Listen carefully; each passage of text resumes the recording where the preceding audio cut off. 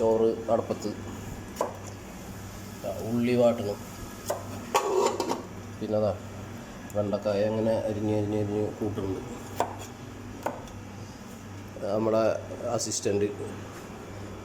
പിന്നെ നല്ല അയില അല്ല. അപ്പോൾ അതാണ് ഇന്നത്തെ വിഭവം ഇവിടെ. ഇതാ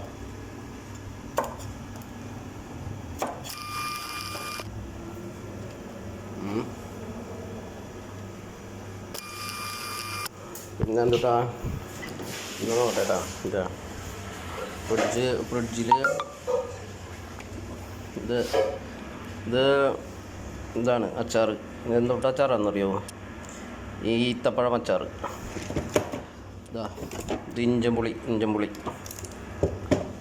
പിന്നെന്തുട്ടാ പിന്നെന്താണ്ടൊക്കെ ഇരിക്കുന്നുണ്ട്. കണ്ടില്ലേ? സൂപ്പറല്ലേ?